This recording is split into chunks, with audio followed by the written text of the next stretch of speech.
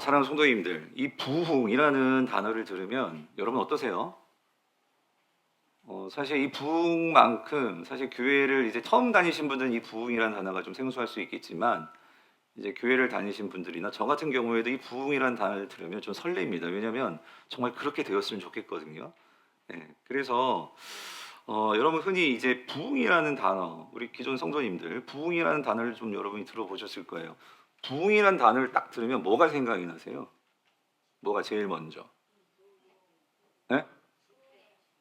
부흥회, 그죠? 또 집회 이런 게 생각이 나고 또 그러니까 결국 우리가 흔히 이런 말 하죠. 아, 우리 교회 부흥되었어요. 또 어떤 분들은 야, 저게 부흥하고 있어. 그럴 때 그 부흥의 의미는 어떤 의미죠? 예, 그러니까 성도 수가 많아지고 아니면 교회가 막 건물이 커지고 이런 거겠죠. 예, 그런 것도 부흥이에요. 양적 부흥이 분명히 있을 수 있죠. 자, 근데 여러분 이런 거예요. 그러니까 성경이 말하고 있는 진짜 부흥의 본질이 뭐냐는 거죠. 그래서 양적 부흥, 수적 부흥 분명히 있는데, 근데 만약에 진짜 본질적인 부흥이 빠진 어떤 양적인 부흥, 숫자적인 부흥은요, 금방 마치 바람 빠진 풍선처럼, 예, 그것이 금방 사라질 수도 있는 것이 사실 부흥이라는 거예요. 그렇기 때문에 우리가 정말 부흥을 바란다면, 그러니까 성경이 말하고 있는 진짜 부흥이 뭐냐, 우리가 좀 더 그 부분에 관심을 가져야겠죠. 그래서 오늘 이 본문은 성경에서요 여러 이 부흥의 장면들이 성경에 나오는데 그 중에 가장 어떻게 보면은 분명하게 이 부흥이다 하는 것을 볼 수 있는 그러한 모습을 보여주는 본문이 오늘 우리가 읽은 느헤미야 8장의 말씀입니다. 여러분들이 이미 새벽이나 우리가 금요 성령 집회 때도 이 느헤미야서 말씀을 나눴지만요. 느헤미야서는요 우리가 그냥 말씀으로만 보면 성벽을 세우는 이야기입니다. 그래서 성벽이 우리 지난주도 말씀드렸지만 52일 만에 그 큰 예루살렘 성벽이 이게 세워진다는 거, 이거 쉬운 일 아니고 이거 불가능한 일인데 많은 반대가 있었고 또 많은 대적들이 그거를 방해를 했잖아요. 그런데도 50일 만에 이 성벽이 세워졌다. 그러니까 이게 놀라운 하나님의 역사란 말이에요. 자, 근데 느헤미야서를 단지 이렇게 성벽이 완공되었다, 그것만 만약에 보고 느헤미야서를 이해하고 끝나면 하나님께서 진짜 세우시고자 하는 것을 놓치게 된다, 그 소리예요. 무슨 말이냐면 금요 성령 집회 때도 말씀드렸지만 에스라서와 느헤미야서는 이게 원래 한 권의 책이거든요. 그래서 에스라에서는요 그러니까 성전을 다시 재건합니다. 그리고 느헤미야서에서는 성벽을 다시 재건하죠. 근데 왜 하나님께서 이 성전과 성벽을 다시 재건하게 하느냐, 이걸 우리가 질문해야 되는데 하나님은요 궁극적으로 뭘 세우고 싶으시냐면 성전과 성벽을 통해서 뭘 세우고 싶으신 것일까요? 하나님의 백성들을 세우기를 원하시는 거예요. 하나님의 말씀을 따라 언약 안에서 하나님의 사람들로서 세상을 살아가는 그 신실한 하나님의 백성들을 세우기를 하나님은 원하시는 거예요. 근데 그 하나님의 사람들이 세워지는 과정에서 반드시 필요한 게 뭐냐? 그게 부흥이다, 이것이에요. 부흥이다. 그래서 오늘 본문이 어떻게 하나님의 사람들이 세워지는지 그 부흥의 과정을 우리에게 보여준다는 소리예요. 그래서 저는 오늘 본문에서요, 그래서 제가 제목을 이 말씀이 가져온 참된 부흥, 참된 부흥이라고 그렇게 제목을 정했는데, 그러니까 참된 부흥이다라고 하는 것을 우리가 알 수 있는 이 네 가지 중요한 원리가 있더라고요. 그래서 오늘 본문에서 참된 부흥의 네 가지 원리를 좀 말씀드리고자 합니다. 첫 번째는 뭐냐면요, 참된 부흥, 진정한 부흥은요, 말씀을 갈망하는 마음에서 시작이 된다는 거예요. 자, 여러분 1절을 다시 한번 읽어볼게요. 1절 같이 읽어보겠습니다. 시작.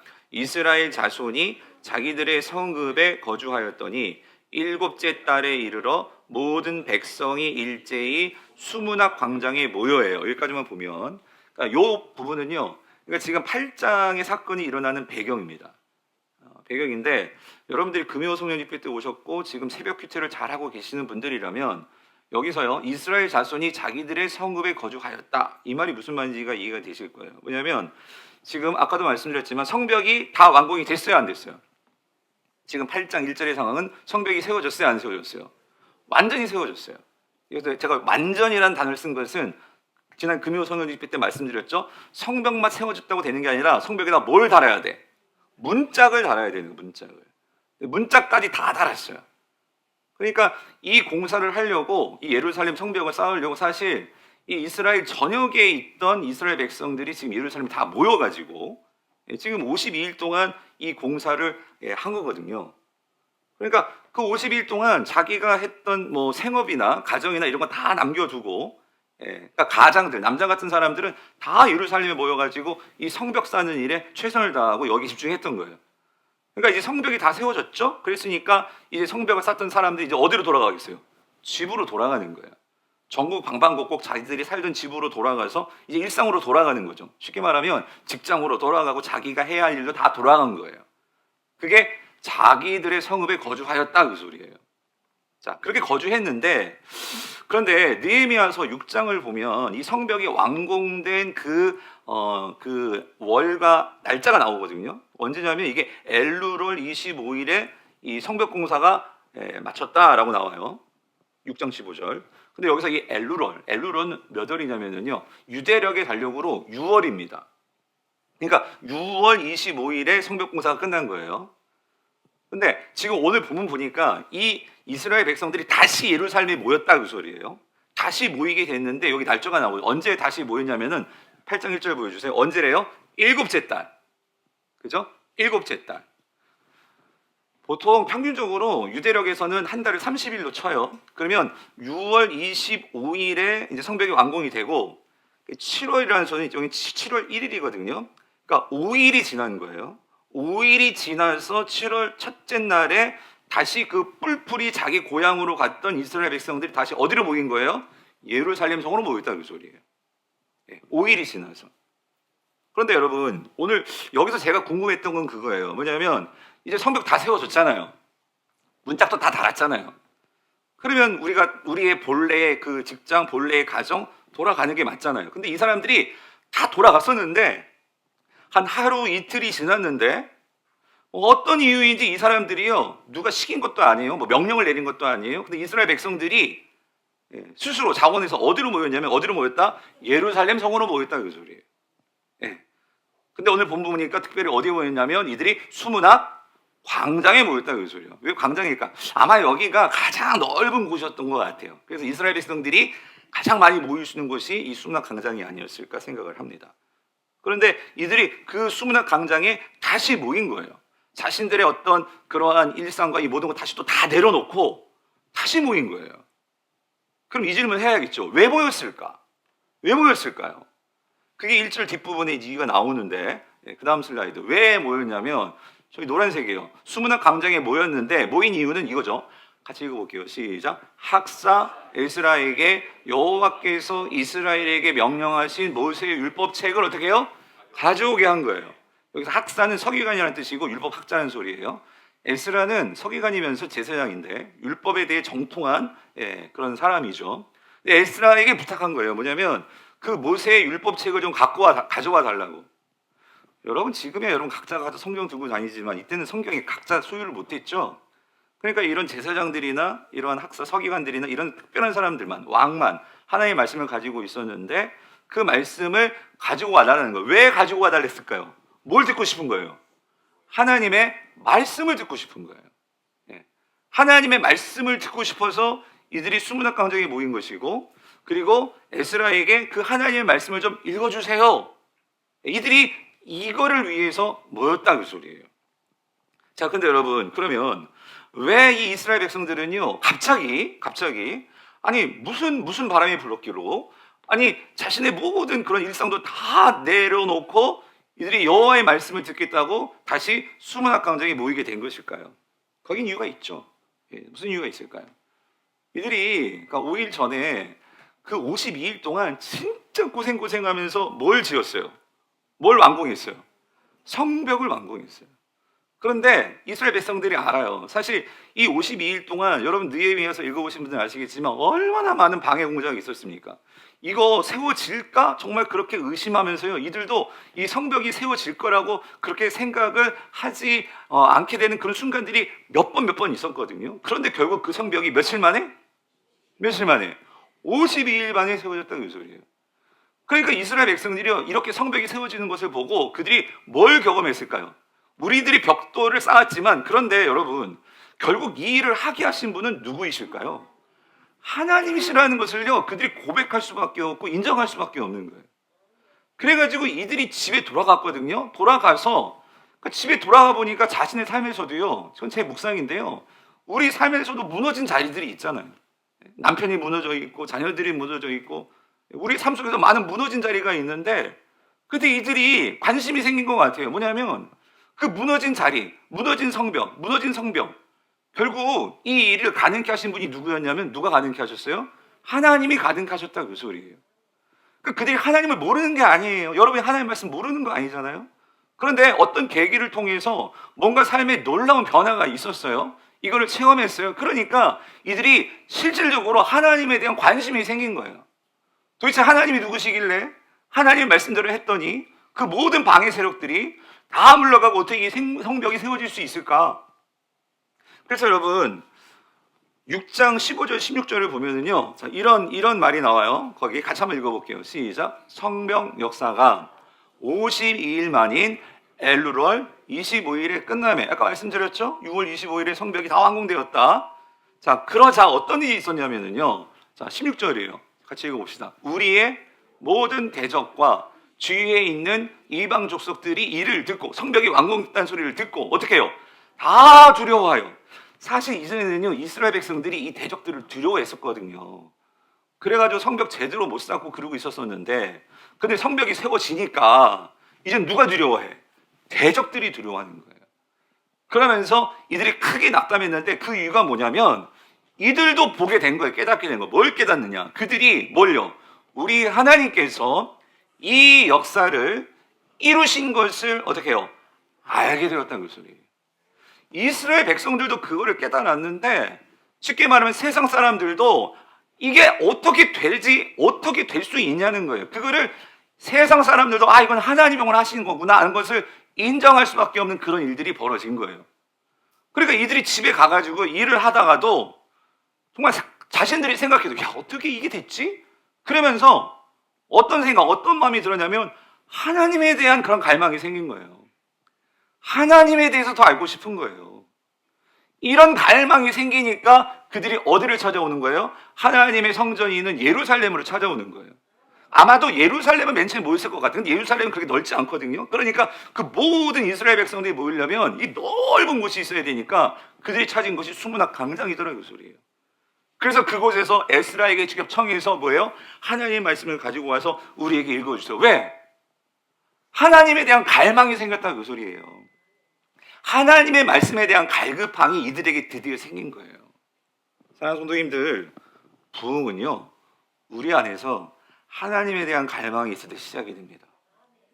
하나님의 말씀에 대한 갈급함이 없다면 여러분 부흥은 없어요. 아무리 장구치고 북치고 뭐 찬양을 뭐 그냥 몇세 시간 막 기도를 몇 시간 한다 할지라도 중요한 거거든요. 이 모든 것들이 우리 안에서 뭐에 대한 갈망으로 시작이 되냐? 부흥은 하나님에 대한 갈망이에요. 하나님 말씀에 대한 갈망입니다. 그래서 여러분 시편 40편 1절 2절 이렇게 말하죠. 하나님이여 사슴이 시냇물을 찾기에 어떻게 해요? 갈급한 같이 내 영혼이 주를 찾기에 뭐예요? 갈급하나이다. 내 영혼이 하나님 곧 살아계신 하나님을 갈망하나니 내가 어느 때에 나아가서 하나님의 얼굴을 배울까? 그래서 이 시는요 하나님의 갈급함이 있을 때 그 나중에는요 나는 하나님을 바란다라고 말하면서 시편이 끝나는데 사랑하는 성도님들 여러분에게 한번 묻습니다. 여러분 마음으로 한번 대답해 보세요. 여러분 하나님에 대한 갈망이 있으십니까? 오늘 이 자리에 나오실 때 오늘도 하나님께 나에게 어떤 말씀을 주실까? 지금 나의 삶의 자리, 무너진 자리, 나의 삶의 문제에 어떠한 말씀으로 인도하실까? 그런 갈망이 있으셨습니까? 여러분 만약에 그런 갈망이 없다면 여러분 우리의 부흥이요 시작이 되지 않아요. 그래서 우리가요 이걸 점검하셔야 돼요. 하나님에 대한 갈망이 나에게 있는가? 말씀에 대한 갈망이 있는가? 말씀에 대한 갈망이 있을 때 하나님이 반드시 영적 부흥을 주십니다. 하나님을 갈망하시기를 바랍니다. 자, 이게 첫 번째 원리였고요. 두 번째는요 그 갈망하는 말씀에 대해서 이스라엘 백성들은요 집중과 바른 태도가 회복될 때 부흥이 임했다 그 소리예요. 말씀에 대한 집중과 바른 태도요. 여러분 2절과 3절을 같이 한번 읽어볼게요. 같이 읽어보겠습니다. 시작. 일곱째 달 초하루에 제사장 에스라가 율법책을 가지고 회중 앞 곧 남자나 여자나 알아들을 만한 모든 사람 앞에 이르러 수문 앞 광장에서 새벽부터 정오까지 남자나 여자나 알아들을 만한 모든 사람 앞에서 읽음에 뭇 백성이 그 율법책에 귀를 기울였다. 자, 여러분 여기 보니까요 수문학 광장에 모인 사람이 남자나 여자인데 그런데 누구냐면 자, 뭐 할 만한 모든 사람? 그러니까 알아들을 만한 모든 사람. 그러니까 하나님의 말씀을 읽어주면 그거를 듣고 아 이게 이거구나 라고 말귀를 알아들을 만한 사람. 그러면 여러분 여기 수문학광장에 모인 사람은요 어른만 모였겠어요? 애들도 말귀를 알아듣죠. 그러니까 애들도 하는 얘기를 듣고 아는 친구들은, 아는 자녀들은 같이 다 모인 거예요. 그러니까 어린 아이로부터 노인의 얘기까지 말씀이 들리고 그거를 알아들을 수 있는 사람은 지금 다 모인 거예요. 그러니까 이들이 말씀을 사모하니까 나이 상관없이 다 모여서 하나님의 말씀을 듣더라 그 소리예요. 자, 말씀을 듣는데 여기서 중요한 표현이 하나가 있어요. 3절 뒷부분에 그 말귀를 알아듣는 뭇 백성, 이건 모든 백성, 모든 사람들이에요. 그들이 자 에스라가 율법책을 읽어주기 시작했는데 그 율법책에서 뭐를 기울였다? 뭐를 기울였다? 귀를 기울였다 그 소리예요. 이 말은 뭐냐면 그 선포되는 말씀에 뭐 하고 있는 거예요? 집중하고 있는 거예요. 네. 말씀에 대한 집중이 이루어지는 거예요. 여러분 성경에서요 제가 순정만에서 말씀드렸지만 뭇 백성이 그 율법책에 귀를 기울였다. 한두 명은 귀를 기울일 수 있어요. 관심 있는 사람. 근데 모든 백성이 지금 귀를 기울이고 있는 거예요. 왜 그러냐면 눈에 보여요. 지금 옆에는 뭐가 쌓여 있어요? 성벽이 쌓여 있고, 그죠? 문들이 있고, 그걸 보면서 그 현장 속에서 지금 하나님의 말씀이 선포되는 거예요. 그러니까 이들이요, 하나님의 말씀이 갈망하는 서들이 모였고, 그 말씀이 선포되니까 집중하지 않을 수가 없는 거예요. 근데 놀라운 게 여러분, 여기 보니까 그 말씀이 선포되면서 이들이 집중하는 말씀에 대한 집중력이 얼마나 집중이 정말로 잘 되는지 시간이 나오는데 자 보니까요 말씀이 얼마 동안 몇 시간 동안 선포되었냐면 여기 보니까 여러분 2절에 보니까 뭐라고 나와요? 그렇게 많은 남자와 여자가 모였는데 3절 수문학 강정에서 언제부터 언제까지? 새벽부터 정오까지예요. 그래서 여기서 새벽은요 유대인들의 시간력을 따질 때 그러니까 오전 6시를 이렇게 추정을 합니다. 그러면 오전 6시부터 정오니까 오후 12시까지 몇 시간이에요? 몇 시간? 6시간. 6시간. 그러니까 6시간 동안 지금 말씀이 지금 에스라는요 강단에서 말씀을 읽어주고 있어요. 근데 그 말씀을 하나라도 놓치지 않으려고 몇 시부터 몇 시까지? 새벽 6시부터 6시부터 정오 12시까지 그들이 뒤에 나오지만 똑바로 서서 그 말씀을 듣고 있는 거예요. 와 여러분 대단하지 않아요 여러분? 와 저는 이걸 보면서요 여러분 오늘 만약에 제가 여러분 6시간 설교한다고 생각해서 여러분 여기 몇 분에 남아 계실까? 6시간 6시간. 그래서 저는 우리 교회 성도들이 감사한 거는요 저희가 말씀드리죠. 우리 교회 강사님들이 오셔서 말씀을 이렇게 전하시면 하나하나 저에게 묻는 게 성도님들이 말씀을 너무 집중해서 잘 듣는다는 거예요. 그럴 만한 게 제가 여러분 1시간씩 설교를 하니 우리 성도님들이 지금 몇 년 13년을 이루고 있으니 훈련이 되어 있으니까 그러니까 옛날에 진짜 설교 깁니다 그런 분 많으셨는데 요즘은 좀 덜해요. 없어요. 저도 노력하고 있고. 근데 여러분 참 감사한데 여러분 6시간이 6시간. 근데 제가 시간을 말하는 게 아니라 제가 말씀드리고 싶은 건 이거예요. 어떻게 6시간이나 집중할 수 있을까? 여러분 어떨 때 6시간을 집중할 수 있을까요? 어떨 때? 말씀을 사모해야 합니다. 말씀을 사모하는 자가 6시간, 12시간도 집중할 수 있는 거예요. 무슨 말이냐면 지금 내가 살아나야 되는데 여러분 지금 내가 애가 아파가지고 얘가 살아나야 되는데 여러분 그 옆에서 병간을 하는데 12시간을 못하겠어요? 하루 온종일을 못하겠어요? 우리가 다시 살아나야 되는데 하나님께서 이 예배 가운데 말씀을 내게 들려주셔서 그 말씀이 들려야 내가 살아나는데 그런 말씀에 대한 사모함이 있다면 여러분 설교가 길고 짧고가 아니라 시간이 뭐 6시간, 12시간이 아니라 여러분 말씀에 대해서 어떻게 들으려고 하겠어요? 집중해서 듣지 않겠어요? 그렇기 때문에 물론 설교를 하는 사람도 설교를 잘해야겠죠. 여러분 자기 만들면 안 되겠죠. 그래서 저도 애쓰고 노력을 해야 되겠지만 말씀을 전하는 자나 듣는 자는 우리가 뭘 점검해야 되냐면 말씀을 듣는 태도입니다. 태도예요. 우리가 이 말씀에 대해서 어떤 마음으로 이 말씀을 대하는가. 근데 여러분 오늘 본문에 보면은요 이어지는 말씀 5절과 6절을 보면 이들은 말씀을 대하는 태도가 달랐어요. 어떻게 할 수 있냐? 5절 6절 같이 읽어볼게요. 시작. 에스라가 모든 백성 위에 서서 그들 목전에 책을 펴니 책을 펼 때에 모든 백성이 어떻게 해요? 이게 무슨 말이냐면 에스라가 자 일어서세요 이거 한 것도 아니에요. 에스라가 강단에 올라가지고 하나님의 말씀을 핀 거예요. 이때는 이런 말씀이 아니라 스코를 쫙 이렇게 늘어놓은 거겠죠. 그러니까 그러는 동시에 그 이스라엘 백성들이 하나같이 누가 시키지도 않는데 다 어떻게 되는 거예요? 일어서는 거예요. 질문, 왜 일어섰을까요? 왜 일어서는 거예요? 말씀에 대한 존중입니다. 무슨 말이냐면 에스라가 말씀을 읽지만 여러분, 에스라는 하나님 아니에요. 그 말씀을 읽는 도구일 뿐이에요. 말씀을 읽는데 지금 들려지는 그 말씀은 누구의 말씀이에요? 하나님의 말씀이에요. 기본적으로 이 성도들은요, 하나님의 말씀을 대하는 태도가 다르다는 거예요. 우리가 예전에 근데 사극 같은 거 보면은요, 왕의 편지, 어명을 가지고 이렇게 읽을 때는 당연히 그 어명을 받는 사람 앞에가 다 어떻게 해요? 뻣뻣이 서가지고 어명을 들어요? 어떻게 해요? 다 엎드리고 무릎 꿇고 어명이요 하면 다 납작 엎드려가지고, 그렇죠? 그 편지를 읽는 사람이 왕이 아니에요. 그런데 그 왕이 편지를 줘서 그걸 읽잖아요. 근데 그 선포되는, 그 읽어지는 말에 대한 뭘 표하는 거예요? 존중이죠.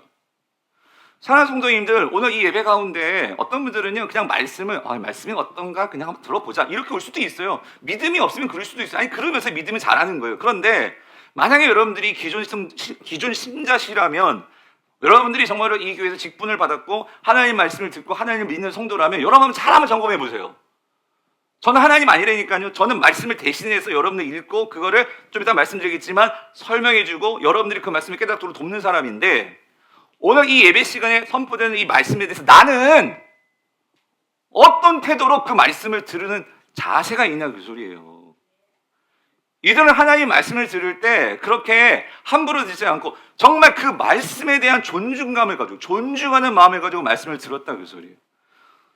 그래서 더 놀라운 게 보세요. 그러니까 그 6시간도 그 집중해서 말씀을 듣는데 6절을 보니까 에스라도요, 하나님의 말씀을 전하다 보니까 말씀을 읽는 거잖아요. 읽다 보니까 나도 막 감동이 됐던 것 같아요, 에스라도. 그러니까 말씀을 이렇게 읽다가 나도 모르게 와, 우리 하나님 정말 대단하십니다 라고 그렇게 송축했던 것 같아요. 그게 여호와를 송축함의 그 말이거든요. 그랬더니 백성들이 어떤 반응을 보여? 그러니까 백성들 일제히 다 어떻게 손을 올리면서 아멘 아멘 하는 거예요. 여러분, 손을 들었다는 말은 무슨 말일까요? 그 말씀을 들으면서 말씀을 전하는 자나 듣는 자들이 하나님 말씀에 와, 여러분 정말 하나님 대단하지 않습니까? 크신 하나님이십니다 라고 선포하니까 예, 맞습니다 라고 하면서 손을 들었다는 것은, 나는 정말 하나님 앞에서 난 아무것도 아니고 손을 든다는 것은, 여러분 전쟁에서요, 내가 정말로 살아남으려면 그래서 무기 버리고 다 뭐 들고 나가요? 뭐 들고 나가요? 손 들고 나가잖아요. 그 말은 뭐예요? 나는 항복한다는 건 뭐예요? 나는 아무것도 아니고, 예? 나를 살려줘야 되고, 당신이 나의 삶에, 내 생명에 정말 당신에게 내 생명이 달려있고, 그게 손 들고 나가는 거잖아요. 마찬가지로 여러분 예배 가는데 얼마나 손 들어 보셨습니까? 하나님 앞에 정말 나는 하나님께서 옛날에 그 찬양, 전부여 의지 없어서 어떻게 해요? 손 들고 나가랍니다. 그 말이 뭐예요? 그러니까 나는 아무것도 아니고 하나님이 내 인생의 주인이시고 나를 도와주셔야 됩니다. 그래서 말씀이 선포될 때만 두 손 들고 하나님이 맞습니다, 맞습니다, 그게 뭐야? 아멘, 아멘 하는 거예요. 그리고 그 말씀이 선포될 때 그 말씀이 그들의 마음을 막 흔들어 놓으니까 내가 얼마나 하나님 앞에서 죄를 범했고 내가 얼마나 하나님과 그 말씀과 멀어진 삶을 살았고 막 그게 경험이 되니까, 그게 깨달아지니까 어떻게 해요? 몸을 굽혀서, 여러분 몸을 굽힌다는 건 뭐예요? 하나님 앞에 납작 엎드린다는 겸손의 표시잖아요. 그리고 얼마나 엎혔는지 이 얼굴을 땅에 대는 거예요, 땅에. 예? 그만큼 말씀이 들어가니까 내가 낮아지고 겸손해지고 하나님이 높아지는 이러한 반응들이 일어났다는 소리예요. 사랑하는 성도님들, 말씀에 대해서 반응할 때 부흥이 시작이 됩니다. 그런데 말씀에 대해서 반응이 없다는 것은 아직 내 마음이 딱딱하다는 거예요. 여러분 마음 어떠세요? 말씀에 대해서 어떤 반응이 일어나고 있습니까? 여러분, 반응이 있어야 변화가 있고 살아나요. 여러분 수술을 했어요. 그래가지고 수술해서 이 사람이 깨어나고 이 사람이 정말 다시 살아나려면 의사가 그러죠. 눈 떠보세요, 눈 떠보세요. 손가락 움직여보세요. 그래 안 그래요? 그럼 어떻게 반응을 해줘? 내가 막 움직이려고 하잖아. 움직이면 살았습니다 이렇게 되는 거지. 말씀을 들었는데 아무런 반응이 없어. 여러분, 그러면 우리의 영혼이 어떤 상황인가, 어떤 상태이고, 여러분 영적으로도 점검해 보셔야 되는 그 소리예요. 오늘 말씀이 선포될 때 어떤 분들에게는요, 뭔가 찔림이 있을 수도 있고요, 어떤 위로가 있을 수도 있고요, 하나님께서 여러분에게 마음을 여러분 만지십니다. 그럴 때 정말로 감사하면 여러분, 물론 많은 사람들이 있으니까 크게 소리 질 수 없을지라도 그래도 우리가 아멘 아멘 할 수 있는 거예요. 그죠? 말씀에도 할 수 있고, 또 말씀을 듣고 어떤 반응이 일어나면은 어때요? 그리고 사실은 미국에서도 대붕이 일어날 때요, 조나단 에드워즈라고 18세기 19세기 초죠. 19세기에 어떤 일이 있었냐면 하나님의 말씀이 선포되니까 그때 진노하시는 하나님에 대한 선포를 이 에드워즈 목사님이 하시는데요, 얼마나 설교를 정말 세게 하셨는지 모르겠는데, 그러니까 우리가 하나님의 진노의 손에 달려있어요. 하나님 우리를 구원하시지 않으면 우리 누구나 지옥불이에요. 막 이런 설교가 선포되니까요, 역사의 기록이 있어요. 성도들이 그걸 듣고 너무나 막 마음이 막 그냥 불타고, 너무나 내가 죄인인 것을 정말 깨닫게 되니까요, 성도들이 역사의 기록에 가면 그 옛날에 마룻바닥 있잖아요, 교회들이. 거기서 막 뒹굴고, 거기서 막 말을 치면서 하나님, 나는 죄인입니다, 나를 살려주십시오, 이런 역사가 일어났다고 하는데, 물론 오늘날에는 여러분들이 여기서 막 그러면 좀 예배가 좀 어떻게 여러분들이 좀 어렵고 그럴 수도 있을 거예요. 하지만 중요한 거는 여러분, 우리 마음 안에서 그런 반응들이 일어나고 있는 그 소리죠. 여러분 말씀에 반응하시는 저와 여러분 되시기를 축원합니다. 예. 자, 세 번째는요. 그래서 보세요. 이렇게 말씀에 대한 반응이 일어나는데, 그 말씀의 반응이 일어나는 것은 결국 이거예요. 말씀의 깨달음이 회개를 낳았고 변화를 일으켰다는 거예요. 그래서 여러분 오늘 본문 7절부터 9절 한번 같이 읽어볼게요. 연이어서 읽어보겠습니다. 시작. 예수아와 바니와 세레바와 야민과 악국과 사부대와 호디야와 마아세야와 그리다와 아사랴와 요사박과 하난과 블라야와 레위 사람, 이 사람들은 레위 사람들이에요. 제가 금요 예배 때도 말씀드렸지만, 이 부흥은요, 레위 사람들이 제 기능을 해야지만 그런 부흥이 옵니다. 이거 꼭 기억하십시오. 레위 사람들은 뭐와 관련되어 있냐면 말씀과 관련되어 있는 사람들이에요. 자, 근데 이 사람들이 무슨 일을 하냐면요, 백성이 제자리에 서 있는 동안 이 레위 사람들이 그들에게 율법을 어떻게 했대요? 깨닫게 하였는데, 그죠? 근데 어떻게 깨닫게 했냐면, 하나님의 율법책을 낭독할 때, 이거 낭독은 누가 했냐면 에스라가 낭독했죠. 그렇죠? 그럴 때 이 사람들이 이제 그 제자리에 서 있는 사람들에게 찾아가 가지고 뭘 해주냐면요, 그 말씀을 해석해 주는 거예요. 해석해서 백성에게 그 낭독하는 것을 다 어떻게 해요? 깨닫게 했는데, 그렇게 깨닫게 하니까 어떤 일이 벌어졌냐면 9절, 백성이 율법의 말씀을 듣고 다 어떻게 해요? 우는 거예요. 말씀을 듣고 말씀을 깨닫게 되면 여기저기에서 예배 시간에 막 우는 소리가 들리는 거예요. 막 그럼 주여 어떻게 합니까? 막 하면서 막 우는 소리가 나는 거예요. 성도님들, 여기서 중요한 건 이거예요. 어떻게 이스라엘 백성들이 이렇게 울면서 울었다는 건 회개가 일어난 거거든요. 회개가 어떻게 일어났습니까? 말씀을 뭐 할 때? 뭐 할 때? 깨달을 때 일어났다, 이 소리. 깨달을 때. 여러분, 말씀을 듣는 것도 중요하지만 회개는요, 듣는 것에서 끝나는 게 아니고 들어서 회개가 일어나는 게 아니라 그 들은 말씀을 뭐 해야 돼? 깨달아야 돼요. 깨달아야 된다는 소리. 그런데 여러분, 이 말씀을 깨닫도록 도와주는 사람들이 누구였냐면 누구예요? 레위 사람들이에요. 에스라는 지금 강단에서 말씀을 그냥 읽어주는 거예요. 읽어주는데 지금 이 성도들이, 그러니까 이 회중들이 말씀을 제대로 깨닫고 있는지 알고 있는지 그걸 알 길이 없어. 그 많은 사람들을 보는데 어떻게 알겠어요? 그렇죠? 그랬을 때 레위인들이 찾아가서 그 말씀을 뭐예요? 해석해주고 적용점을 만들어주고 이해했습니까? 물어주고, 이걸 누가 하는 거예요? 레위 사람들이 하는 거예요. 그러니까 어떤 면에서는요, 지금 저는요, 여러분 레위의 역할을 하고 있는 거예요. 뭐냐면 저는 말씀만 읽는 게 아니라 이렇게 말씀도 여러분들 읽게도 하지만 그 말씀을 제가 뭐하게 해주고 있어요? 깨닫도록 지금 설명을 하잖아요. 해석을 하잖아요. 그죠? 이런 역할을 하는 거예요. 근데 저도 한계가 있어요. 지금 내가 내려가가지고 오늘 이게 있기 때문에 가능하거든요. 지금 내려갈까 말까 고민하고 있는데, 내려가가지고 물어볼 수도 있는데, 그런데 이런 공적인 예배에 그럴 수는 없잖아요. 시간도 있고, 시간도 없고. 그런데 여러분, 지금 보세요. 지금 여기서 저기 뒤에 있으신 분들하고는 거리가 있기 때문에 앞에서 말씀을 듣는 거, 저기 뒤에서 말씀을 듣는 거는요, 거리적인 차이가 있어요. 그죠? 그런데 여러분, 우리에게 또 레위인들이 있어요. 누가 있을까요? 순장님들이 있습니다. 순장님들이 어떻게 해요? 여러분 성도들과 바로 앞에서 둥그렇게 앉아가지고 서로 말씀을 보고 말씀을 읽고, 집사님 말씀 어떻게 생각하세요? 이거 갖고 어떻게 한번 적용해 보시겠어요? 아시겠어요? 깨달으시겠어요? 물어주시잖아요. 묻고 그 말씀을 가지고 나를 돌아보고 하는 그런 일들이 이 순모임에서 일어나는 거예요. 지금 순장님들이 그 일을 하시는 거예요. 뿐만 아니라 그러면 여러분들은 레위 역할 못해요? 왜 못해요? 여러분 정말 우리가 회복되고 무너진 자리가 회복돼야 하는 가정이에요. 우리 남자 성도님들, 가장들, 여자 집사님들, 권사님들, 가장들, 여러분들이 신앙의 가장일 수 있어요. 왜? 내가 예수 믿으니까, 나만 예수 믿으니까. 근데 여러분 가정에서 자녀들에게 여러분들이 말씀을 가르쳐주고 말씀을 들려주고, 혹은 여러분 주보에 오늘 청소년부, 유소년부, 유치부 아이들을 두신 부모님들, 왜 주보에 오늘 말씀과 제목을 넣어드리느냐? 이거 왜 넣어드리는 거예요? 우리 자녀들이 오늘 무슨 말씀을 들었나 물어봐 주시라고. 오늘 목사님 무슨 말씀 하셨니? 전사님 무슨 말씀 하셨니? 그 역할 누가 하는 거예요? 부모가 하는 거예요.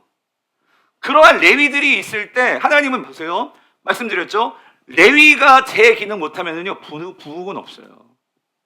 레위가 제대로 기능을 해야지만, 여러분이 정말 부흥에 관심이 있다면 성경을 쭉 한번 읽어보세요. 결국 레위와 제사장들이 똑바로 못 세워지면은요 결국 부흥은 없다는 그 소리예요. 그러면서 성도님들 정말 간곡히 부탁을 드리는 건 저를 위해서 기도해 주시기를 바랍니다. 그리고 우리 순장님들을 위해서 기도해 주시기를 바랍니다. 그리고 우리 교사 선생님들을 위해서 기도해 주시기 바랍니다. 말씀이 제대로 가르쳐지고 제대로 선포되어야지만 누가 사냐면 내가 살고 여러분이 사는 거예요. 아멘이십니까? 말씀이 제대로 깨달아지기를 축원합니다. 그래서 여러분 분명히 말씀이 깨달아지면은요 삶의 변화가 일어나는 거예요. 왜? 눈물이 흘러나온다는 소리. 여러분 눈물은요 때로는 너무 힘들어서 그냥 너무 속상해서 흘리는 눈물도 있지만, 오늘 여기서 눈물은요 하나님을 새롭게 깨닫게 되는 눈물이에요. 내가 그 하나님과 너무나 멀리 살았구나, 그 사랑을 내가 모르고 살았구나. 이건 회복의 눈물이더라고요. 그 소리예요. 이런 회복의 눈물이 있을 때 우리 삶은 새로워지는 거예요. 여러분 이런 회복의 눈물이 회복되기를 축원합니다. 마지막 네 번째는요 이거예요. 이렇게 하나님께서요 우리의 회개의 눈물을 흘리게 하시는데, 여러분 하나님은요 눈물에서 끝나게 하지 않으십니다. 이 눈물이 어디로 나아가냐면, 어디로 나가요?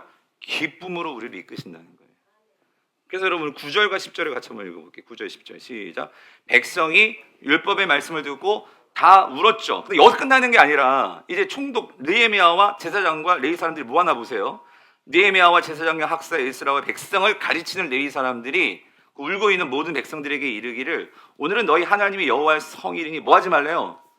슬퍼하지 말고 뭐 하지 말래요? 울지 말라. 이 말은 슬퍼하고 우는 걸로 끝내지 말라 그 소리예요.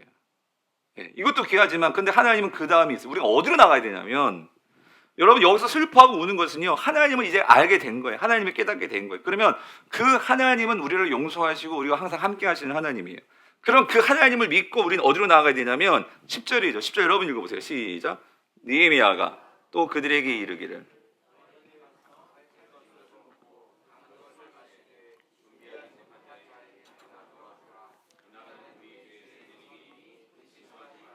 여호와로 인하여 기뻐하는 것이 너희의 뭐예요? 힘이니라요. 무슨 말이냐면 이들이 율법을 듣고 깨닫게 되니까요 하나님에 대한 새로운 마음이 열렸어요. 그래서 이들이 얼마나 하나님의 마음을 아프게 했나 막 그게 느껴지는 거예요. 그런데 느헤미야는 말이에요. 그럼에도 불구하고 하나님은 너희들을 사랑하시고 너희들을 버리지 아니하시고 우리와 함께 하시고 이렇게 성벽도 세우시고 성전도 세우시고 우리를 보호하시고 인도하시는 분이 하나님이시야. 그러니까 우리가 뭐 해야 되냐면 잔치 베풀자 그 소리예요. 잔치. 그래서 여기에서 여러분 너희가 10절 살진 것을 먹고 단 것을 마셔라 이 말은요 그냥 맛있는 거 먹어라 그 소리가 아니라 우리가 잔치하자 그 소리예요. 여러분 하나님께 받은 은혜가 있어요? 하나님께서 우리에게 주신 은혜가 있습니까? 그러면 그걸 가지고요 우리는요 기뻐해야 돼요. 아멘이십니까? 그게 뭐냐면은 여호와로 인하여 뭐 하는 것이? 기뻐하는 것이 너희의 뭐다? 힘이다 라고 말하는 거예요. 사랑하는 성도님들 속지 마세요. 세상은요 우리가요 돈이 있어야 힘이 있다라고 말을 해요. 세상은요 내가요 성공해야지 힘이 있다고 말을 해요. 여자분들은요 외모가 예뻐야지 힘이 있다라고 말을 해요. 그런데 여러분 성경은 그렇게 말씀하지 않으세요. 성경은 우리에게 뭐라고 말씀하시면 여러분 잘 점검해 보세요. 이게 있어야 돼요. 여호와를 뭐 하는 거? 기뻐하는 것이 있어야 그 성도가 뭐예요? 힘이 있다라고 말씀을 하시는 거예요. 아멘이십니까? 왜 그러냐면 여러분 중요한 건 이거예요. 세상의 힘은요 잠시 내가 가질 때에는 힘이 있는 것 같아. 그런데 나보다 뭐 더 힘이 있고 더 높고 더 좋은 거 가지면요 그때로부터 나는 낮아져. 그러면 불안해지는 거예요. 아, 내가 또 밀리는 거 아니야? 아, 내가 정말 잘 살 수 있을까? 또 그때부터 어떻게 되는 거예요? 우리는 또 그 힘을 얻기 위해서 또 애쓰고 노력하고, 아니 그러면서 계속 이렇게 다람쥐 쳇바퀴 돌리듯이 그렇게 우리 인생이 돌아가는데, 문제는 이거예요. 그렇게 해서 또 올라갔는데, 문제는 그 힘이 우리에게 영원한 힘으로 남아있느냐? 우리의 탐심과 욕심은 끝이 없어. 그러다 보니까 우리가 자칫 잘못하면 거기서 떨어지고 추락하고 하는 경우들이 많다는 거예요. 여러분 지금 보고 있잖아요. 정치 권력도 그렇고 돈도 그렇고. 그런데 성경은 우리에게 진리를 말해주는 거예요. 그런데 여러분, 우리가요, 그런 돈과 힘과 빽 없어도 중요한 건 이거예요. 성경은 분명히 말씀하십니다. 우리가 이 세상을 살 때요, 우리가 날아갈 수 있는 방법이 있다. 누구냐면 우리 힘으로 나는 게 아니라고요? 아니고요. 누구와 함께 나는 거예요? 하나님과 함께 나는 방법이 있다, 그 소리예요. 아멘이십니까? 여호와로 인하여 기뻐할 수 있으면은요, 여러분, 우리가 어떤 상황이든지 하나님에게 내게 베풀어 주신 은혜가 있고 감격이 있고 감사가 있고, 그걸 갖고 정말 기뻐할 수 있는 성도는요, 그 성도가 어떤 성도다? 힘 있는 성도다, 그 소리예요. 아멘이십니까? 그래서 이사야 40장 31절 30절 31절 말씀하시죠. 소년이라도 뭐예요? 피곤하며 곤비하며 장정이라도 어떻게 해요? 넘어지며 쓰러지다. 이 말은 여러분, 소년은 뭘 갖고 있어요? 젊음을 갖고 있어요. 여러분 그때 뭐 시진핑하고 여러분 보셨잖아요. 예? 해가지고 그 푸틴하고 만나가지고 그 사람들 권력이 얼마나 좋은지 막 장로불생 아주 오래 살고 싶은 거예요. 그런데 여러분, 사람은요, 여러분 젊어진다는 게요, 여러분 진짜 뭐 평생 젊을 수 있겠습니까? 아니에요. 오늘 우리가 청년주의를 하는데, 제가 일부에도 말씀드렸지만 청년들이 참 부럽죠. 젊음이 부럽고 청춘이 부러워요. 근데 여러분, 오늘날 살아가는 청년들 보세요. 내가 정말 하나님이 주시는 힘으로 기뻐할 수 없으면은요, 청년들, 죄송해요, 애늙은이들이 많아요. 청년인데 애늙은이들이야. 네? 뭐냐면 기쁨이 사라졌어. 왜냐면 세상적으로 보면 난 가진 게 없고, 네? 그래서 뭐 수준이 뭐니 막 그런 얘기만 하고 있잖아요. 그런데 오늘 31절을 보세요. 뭐라고 말씀하시나? 31절 성경은 말씀하세요. 오직 여호와를 뭐 하는 거? 여러분, 여호와를 앙망하는 게 힘입니다. 모두가 앙망하지 않아요. 돈은 앙망할지 모르지만 여호와를 앙망할 수 있다는 게 능력이다, 그 소리예요. 그런 면에서 오늘 여러분들 얼마나 여호와를 앙망하는 힘이 있냐고 하세요. 여러분, 우리가 산에서 낭떠러지에 살면 손에 악의 힘이 있어야지만 삽니다. 이거 자꾸 올라갈 수 있지만 악의 힘이 없으면 어떻게? 다 죽을 수밖에 없는 거예요. 비유로 따진다면 무슨 말이냐면, 우리가 하나님을 앙망하는 힘이 있으면요, 그 사람은 결코 떨어지지 않아요. 왜 그러냐면 그 새 힘을 얻는데, 비유합니다. 어떻게 새 힘을 얻느냐? 독수리가 날개치며 올라간 같을 것이다, 그 소리예요. 여러분 아시죠? 독수리는 자기 힘으로, 독수리는 만약에 자기 힘으로만 날면은요, 독수리 지쳐서 날개 금방 포기해버릴 거예요. 독수리는 뭘 타고 날아가요? 기류를 탑니다. 기류를. 바람을 탄다고요. 바람을. 예? 참새는 바람을 못 타요. 그러니까 단거리밖에 안 돼. 그걸 맨날 이거 날개만 움직이잖아요. 근데 독수리가 막 이렇게 나는 거 보셨어요? 예? 바람을 타는 거예요, 성도님들. 하나님의 은혜를 탈 수 있는 그런 힘이 여호와를 앙망하는 자의 능력인 줄 믿습니다. 그래야 피곤하지 않다, 그 소리예요. 근데 여기서 만약에 설교가 끝나면은요, 여러분 하나님이 기뻐하지 않으실 거예요. 왜 그러냐면, 왜냐하면 뒤가 있더라고요, 여러분. 여호와를 기뻐하는 거는 우리는 거기까지 잘해요. 뭐냐면 내가 하나님 기뻐하면서 하나님 은혜 받았습니다, 기뻐하고 즐거워하고 우리가 떡해 먹고 잔치하는 건 너무나 잘해. 모든 교회들이 너무나 다 잘해. 그런데 여러분, 하나님은요, 우리가 떡해 먹고 우리만 잔치하는 거 원치 않으시더라고요. 그게 뭐냐, 오늘 보면 잘 보세요. 여러분 오늘 10절 다시 한번 보세요. 뭐라고 말씀하시나? 뭐가 여호와의 힘이냐면요, 이거예요.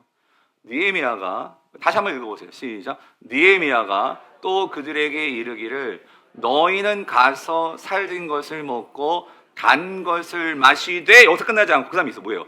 준비하지 못한 자에게는 뭐예요? 나누어 주라. 이것이, 이날은 우리 주의 성일이니 근심하지 말라. 여호와로 인하여. 여호와로 인하여. 이게 뭐예요? 여호와 때문에 우리가 잔치 여는 거고요. 여호와로 인하여서 우리가 뭘 해야 되냐면 나눠줄 수 있어야 된다, 그 소리예요. 여러분, 우리 신앙생활 속에서요, 우리가 하나님의 은혜를 받고 내가 감사하고 기뻐하는 것은요, 누구나 다 성도라면 당연히 그렇게 할 수 있어요. 그런데 하나님은요, 내가 여호와께서 나에게 베풀어 주신 은혜로 기뻐하는 거, 여러분 그것도 힘이 돼요. 아멘이십니까? 그런데 하나님은요, 그 다음에 더 차원 높은 기쁨이 있는데 그게 뭐냐면요, 우리가 받은 은혜를 나눠줄 때 거기도 뭐가 있냐면 기쁨이 있다 그 소리예요. 아멘이 없잖아요. 기쁨이 있다 그 소리예요. 그래서 여러분 분명히 말씀해요. 여기서 준비하지 못한 자라는 것은요, 내가 상황적으로 한편적으로 준비하고 싶어도 준비할 수 없는 그런 소외된 사람, 약한 사람, 얻는 사람들이 있다 그 소리예요. 근데 우리가 잔치를 베풀면 우리만 즐겁고 우리가 먹는 것이 아니라 주변을 돌아보고 그것들을 뭐 해야 되냐면 나눌 수 있어야 된다 그 소리예요. 그게 여호와를 기뻐하는 거다 그 소리예요. 왜냐하면 여호와가 그것을 기뻐하시기 때문에. 아멘이십니까? 그래서 여러분 이거 기억하시죠. 우리가요, 지난 우리가 추수감사절날 우리가 떡도 해먹고 귀한 성도님들이 또 떡을 해주셨기 때문에, 근데 그 성도 입장에서 생각하면 그분은 나눠주신 거거든요. 그렇죠? 하나님 그걸 기뻐하신다 그 소리예요. 무슨 소리냐? 그래서 교회적으로 보면 우리가 추수감사절날 여러분 밑에 가면 얼마나 많은 감사 제목들이 이제 붙어 있어요. 그런데 우리가 그렇게 다 붙여놓고 우리 집사는 이런 감사 있었네, 저런 감사, 거기서 끝나면 안 되고, 그래서 교회적으로 여러분 이걸 보고 아십시오. 추수감사절이 끝나고 12월 달에 우리 교회는 이걸 하는 거예요. 뭐 하죠? 뭐를 해요? 19만 원의 기적을 하는 거예요. 19만 원의 기적이 해도 되고 안 해도 되는 게 아니라 하나님께서 추수감사절을 보냈어요. 추수감사절은 나에게 베풀어 주신 은혜에 대한 감사예요. 그런데 하나님은요, 그렇게 잔치하고 기뻐하고 거기서 끝나는 게 아니라 그 은혜를 받은 걸 가지고 뭐 해야 돼? 흘려보내야 된다 그 소리예요. 흘려보낼 수 있는 게 진짜 힘입니다. 흘려보내지 못하는 자들은요, 힘이 없는 거예요. 세상적으로는요, 세상의 힘은요, 내가 쌓아놔야지만 힘이 있다고 생각하는 거예요. 왜? 앞으로 어떻게 될지 모르니까. 근데 하나님은 그걸 깨부수시는 거예요. 내일 일은 누구에게 맡기라고요? 누구에게 맡겨요? 하나님께 맡기는 거고, 내일 일은 누구에게 달렸는데? 하나님께 달린 거고. 그래서 우리는 받은 은혜가 있어요. 그 은혜는 반드시 어떻게 해야 돼요? 흘려보내야 돼요. 그래서 여러분 교회가요, 여러분들께 19만 원씩 나눠드리는 거 이거 적은 금액 아닙니다. 그런데 지금 몇 년 동안 했어요. 여러분 우리 교회 홈페이지 들어오시면 그 19만 원의 기적이 있잖아요. 그리고 또 여러분 19만 원만 해요. 여러분들이 순회에서 또 여러분들 또 마음을 모아가지고 뭐 19만 원 그 배로 그렇게 섬기잖아요. 여러분 그게 힘이다 그 소리예요. 그게 우리 교회의 힘입니다. 예?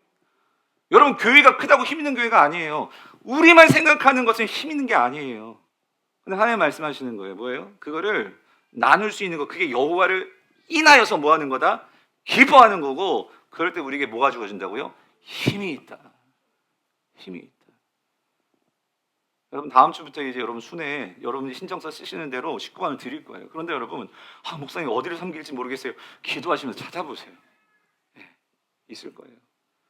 그래서 우리가 그거를 흘려보낼 수 있는 그런 교회 될 때 여러분도 힘이 있고 우리도 힘이 있고 교회가 힘이 있게 될 줄 믿습니다. 그럴 때 오늘 결론이 뭐냐면요, 이거 끝낼게요. 12절입니다. 12절 같이 읽어볼게요. 시작. 모든 백성이 어떻게 해요? 곧, 이게 중요해요. 곧 말씀이 떨어지니까 그대로 순종하고 있잖아요. 곧 가서 뭐예요? 가서 먹고 마시고, 이건 우리끼리 잔치하는 거예요. 근데 여기서 끝나지 않고 뭐 했다? 나누어 줬는데 그 다음에 중요해요. 뭐가 임했어요? 그들에게 즐거움이 임했는데 그냥 즐거움이 아니라 어떤 즐거움이요? 큰 즐거움. 이게 힘이다 그 소리. 근데 더 중요한 거, 이렇게 되는 것은 그들이 들려진 말씀을 어떻게 했기 때문이다? 밝히 알았기 때문이다. 여러분 정말 말씀을 아십니까? 그러면 그 말씀에 대한 순종이 있을 것이고, 그 말씀이 깨달음이 있다면 우리는 가만히 있지 못할 거예요. 여호와를 위해서 우리가 어떻게 기쁨이 되어질 수 있을까를 생각하신다면 우리는 결국 그 말씀대로 살게 될 줄 믿습니다. 그럴 때 부흥이 임하는 거예요. 오늘 그런 부흥이 저와 여러분 삶 속에 우리 가정 가운데 임하게 되기를 축원합니다. 그래서 오늘 말씀을